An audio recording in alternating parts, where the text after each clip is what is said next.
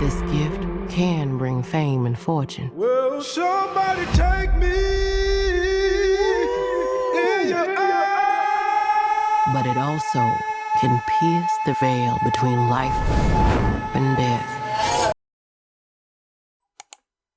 Welcome to the review of Sinners. Spoiler warning throughout this video, so if you don't mind spoilers, you, my friend, are in the right place. And if you haven't seen the movie yet, quite frankly, what are you doing? Go and watch the film. So let's start off by talking about the director and writer that is Ryan Coogler, the recently turned 39-year-old and the mind behind previous box office successes such as Marvel's Black Panther and Black Panther Wakanda Forever, along with the Creed series, brings his unique take on an all-original, genre-bending and defying film that happens to blend Southern vampire horror with historical drama and, of course, musical fantasy. Set against the backdrop of the Jim Crow era in Mississippi, the film follows twin brothers Smoke and Stack, played by the amazing Michael B. Jordan, as they return to their hometown with the hopes and determination to open a juke joint within their community. Their cousin, Sammy, a gifted blues guitarist, becomes the focal point of a supernatural conflict when vampires, drawn to his music, eventually infiltrate the club. The film explores themes of identity,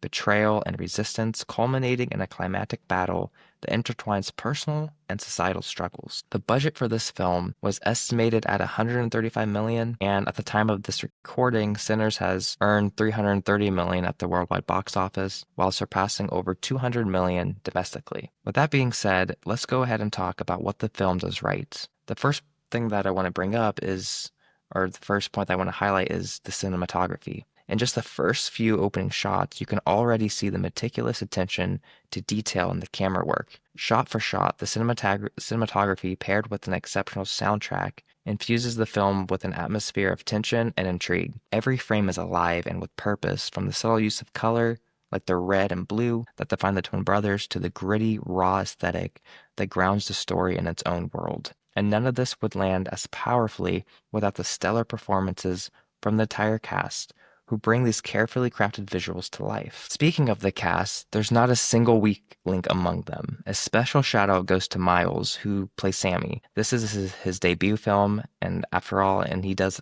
an absolutely marvelous job throughout, especially during his musical bits. While Michael B. Jordan, Delroy Lindo, and Haley Steinfeld each command the screen in their own right, the entire cast immerses themselves in their roles with such dedication that it feels impossible to separate the actors from their characters. Michael B. Jordan's portrayal of twins is nothing short of brilliant. He brings a distinct life to both characters, ensuring they never feel like mere echoes of one another, but two fully realized individuals. Delroy Lindo's portrayal of Delta Slim is equally captivating. He channels a man hardened by life's cruelest circumstances, yet manages to infuse moments of levity and unexpected humor into a largely serious role. And Jack O'Connell as Remick, his chilling portrayal of the vampire leader is nothing less than unsettling, delivering a performance that lingers long after the screen fades to black. And shout out to the Irish vampires out there. The next point that I want to bring up is that this film is an original film, and shout out for the film for being an original take. You see, original films are making a comeback, and apparently they bite. Sinners is the horror movie that completely shattered my expectations and, frankly, my popcorn. In just 2.5 hours, it had me laughing, jumping in my seat, and questioning the very fabric of American society. While originality is often celebrated, few films manage to truly transcend, reaching the heights of something truly great. Sinners does just that. And I can only hope more directors take note and craft stories and characters this compelling, which brings me, of course, to the story. The story of Sinners holds layers of meaning that reveal themselves on multiple levels. You see, on the surface, it could easily be dismissed as another horror movie with a group of survivors fighting to make it through the night, while vampires politely ask to be let in. Or perhaps just a tale about two brothers trying to make a living by opening a juke joint in a small town. But Sinners is far more than that. It's a film that digs deep, asking questions and addresses them that are often left untouched. To truly appreciate its depth, I want to explore some of the key messages embedded within the film, especially one in particular that I believe needs to be discussed, especially in light of some of the pushback it has received. But before that, let's talk about the music. That is, the blues. Quite frankly, the music in Sinners deserves its own category as a character. Every time the score swells, it commands your attention, pulling you deeper into the story. The impact is especially noticeable during the unforgettable scene in the juke joint where the music pulses through the atmosphere, heightening every moment. And then there's the later scene with the vampires set to, I believe, Rocky Road to Dublin. It's a perfect fusion of sound and narrative, one that elevates the tension and energy of the film to new heights. And I can't be the only one who wanted to get up out of my seat throughout the film, especially during these musical bits. This film is so good, and so much can be dissected in the film's overarching themes and messages, which brings me to my 8 key messages of the film. My first point is that true horror of assimilation isn't that it changes you, it's that it unmakes you. You see, the vampires in the film share 2 fundamental purposes. Of course, there's the horror aspect, but they also represent the loss of individuality. Furthermore, human autonomy and choice within the hive mind is negated, resulting not only in a spiritual trapping, but a cultural death. Once we see these characters lose out on what makes them fundamentally themselves. The second key message is that evil has multiple faces. From early on, we see as the general audience are informed that Smoke and Stack are returning home to build something for themselves within their community and through the purchasing of a property to house their upcoming juke joint. This fantasy soon becomes reality. Or does it? Through dialogue from the vampire, we learn that the property was only sold to be taken back by the KKK, resulting in an inevitable killing ground for Smoke, Stack, and company. That collusion between racist institutions and more abstract evils suggests that freedom isn't just about escape. It's about breaking systems designed to make autonomy impossible. Ultimately, when minorities create spaces of their own, those spaces are typically targeted not just physically, but ideologically.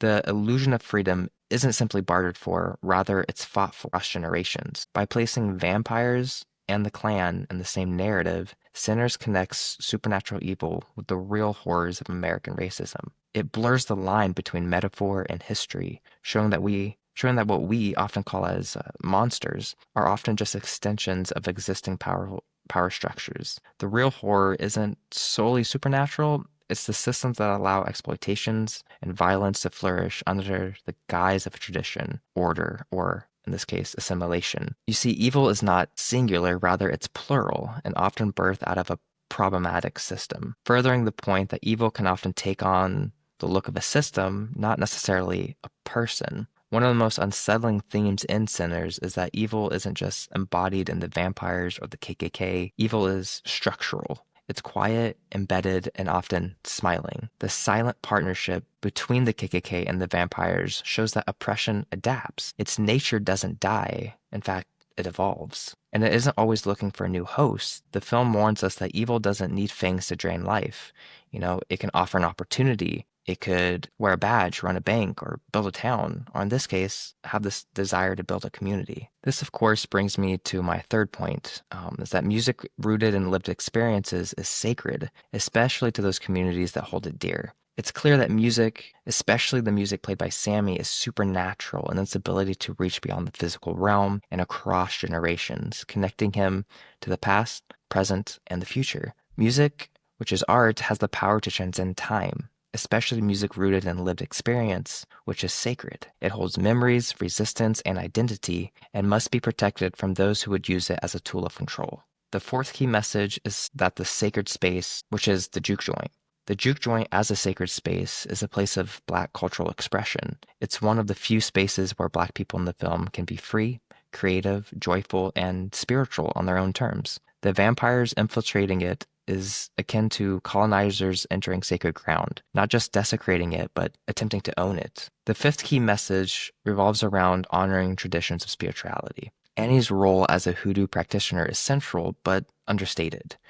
Hoodoo, a syncretic African-American spiritual tradition, is positioned in Sinners as the last true form of resistance, and coming into play to save Smoke at a particular point in the film. While the vampires use corrupted parasitic power, Annie channels something rooted, ancestral, and even communal. It's a quiet reminder that survival is not just about weapons. Its resistance is not only physical, it's metaphysical. You see, cultural memory and ancestral knowledge are forms of power too, and something that the film goes on to express. Key message number 6 revolves around the commentary on who gets to be immortal. You see, the vampires offer Sammy immortality in exchange for his music. It's a seductive proposition to be remembered forever and to never die. But Sammy rejects it, understanding that immortality through exploitation is a hollow kind of survival. This raises a provocative question about legacy. Is it worth living forever if you lose yourself in the process? True legacy is earned through authenticity and resistance, not necessarily submission and fame. The seventh key point or message is that Southern blues is used and has always been used as a language of the unspoken.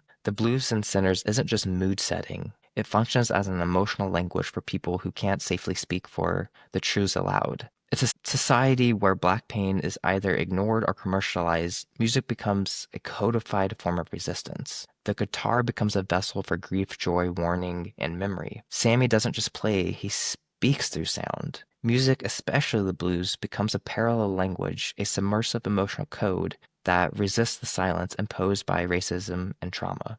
And my last key message that I'd end up taking away from the film is that the protagonists are never the chosen ones. Sinners deliberately avoids the trope of the exceptional hero whose talent or nobility saves everyone. Smokestack and Sammy are complex and deeply human. Their power doesn't come from destiny, it comes from hard choices, intergenerational support, and moral clarity. That's a direct subversion of some of the savior narratives that we've seen in other films. Heroism in Sinners is collective, not individualistic. Survival is a communal act down to the very end of the film. Dang, there's just so much to say about this film. To wrap up this review, I will give you my final thoughts as this film tackles a multitude of complex themes with remarkable precision, and it never loses sight of its central narrative. While some critics may point to its extended runtime, its genre bending, blending ambitions, or its reliance on familiar vampire tropes as potential drawbacks, these elements are in fact integral to its layered storytelling. I preface this by bringing up a recurring critique. One of the more troubling critiques I've encountered is the claim that the film is simply condemning whiteness. This interpretation is not only shallow, but it misses the film's deeper message entirely, diminishing the richness of its purpose. You see, Sinners isn't about condemning white people. It's about confronting the systems of racism, silence, and cultural theft that thrive when those in power do nothing. The film invites all audiences to ask, who benefits from silence? Who profits from appropriation? And when the house starts to burn, who's inside trying to help? And who just walks away? You see, it's not a film that offers comfort. It offers a mirror and asks who dares to look into it.